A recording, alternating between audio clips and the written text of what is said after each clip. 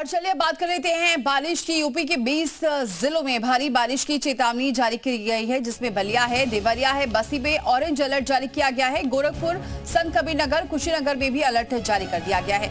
महाराजगंज, सिद्धार्थनगर, गोंडा में चेतावनी जारी की गई है। बलरामपुर, श्रावस्ती, बहराइच में भी अलर्ट जारी है। लखीमपुर, बरेली, सहारनपुर में ऑरेंज अलर्ट जारी किया गया है। बिजनौर, मुरादाबाद, रामपुर में ऑरेंज अलर्ट जारी है।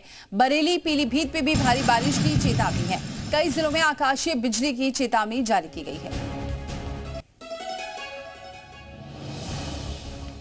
तो भारी बारिश की चेतावनी जारी की गई है। 20 ऐसे जिले हैं जहां पर ज्यादा बारिश हो सकती है, जिसको लेकर अलर्ट जारी कर दिया गया है।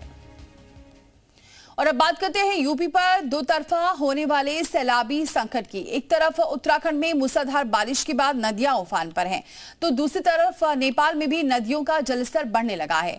दोनों ही जगहों से आने वाला बाढ़ का पानी यूपी के कई जिलों में सैलाबी संकट लेकर आएगा। एक तरफ उत्तराखंड में सैलाबी कहर, तो दूसरी तरफ नेपाल की नदियों का बढ़ता जलस्तर। यूपी में दो तरफा बाढ़ की मार पड़ने वाली है। सूबे के कई जिलों पर सैलाबी संकट की तस्वीर दिखाई देने लगी है।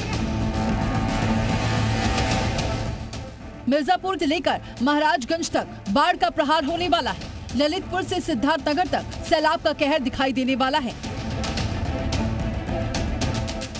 नेपाल में बारिश के बाद वहां की नदियों में उफान बढ़ने लगा है। नेपाल से निकलने वाली नदियों का पानी सीमावर्ती महाराजगंज की ओर रुख कर चुका है। बाढ़ का पानी महाराजगंज के गांवों से निकलने वाली नदियों में समाने लगा है, जिससे बाढ़ का खतरा मंडराने लगा है।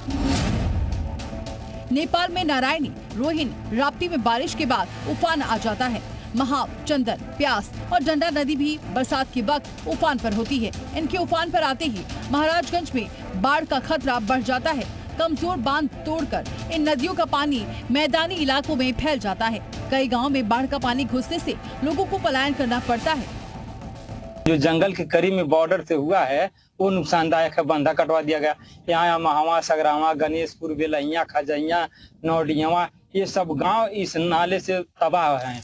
और पानी आएगा तो जंगल का से निकल कर देहात में ही आएगा। कि जो जंगल में जो 2-3 जगह कटान हुआ है, उसके वजह से हमारा क्षेत्रफल क्या प्रभावित हो सकता है, क्योंकि बांध का पानी जो है जंगल में जाके वो वापिस वो हमारे तरफ ही आता है, तो उससे क्या नुकसान हो सकता है। हालांकि प्रशासन इस बार पुख्ता इंतजाम के दावे कर रहा है। 20 तटबंध बनाकर सभी की मॉनिटरिंग के लिए नोडल अधिकारी लगा दिए गए हैं। समस्त तटबंधों पर एक हम लोगों ने नोडल अधिकारी बनाया है और उनके साथ हमने रिव्यू भी कर लिया। और सभी नोडल अधिकारियों ने उसका पैदल और गाड़ी के माध्यम से उसका विवरण कर लिया है।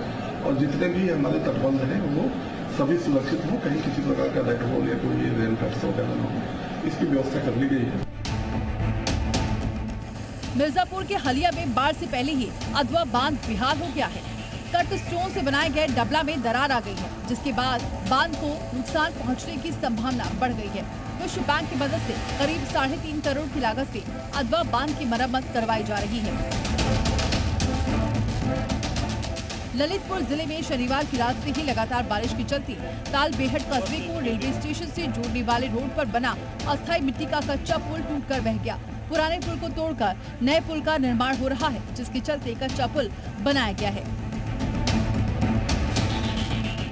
उधर बाढ़ से हालात ना बिगड़े, इसके लिए जल शक्ति मंत्री ने नेपाल की सीमा से लगे सिद्धार्थनगर का दौरा किया, बाढ़ परियोजना का निरीक्षण किया। मानसून जून में दस्तक दे दिया, इसलिए सभी तैयारी हमारी पूर्ण। यहाँ भी लगभग हमारी 16 परियोजनाएं लगभग सिद्धार्थनगर जिले में जनपद में है। जो आज मेरी सभी परियोजनाएं खतरे के ऊपर काम सभी कर चुके हैं। कुछ परियोजनाएं होंगी थोड़ा 1-2 नीचे, वो भी मेरा कंप्लीट 6-7 दिन में सभी हमारी परियोजनाएं कंप्लीट हो जाएंगी।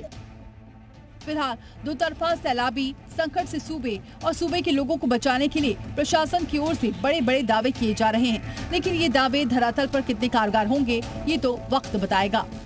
ब्यूरो रिपोर्ट, जी मीडिया।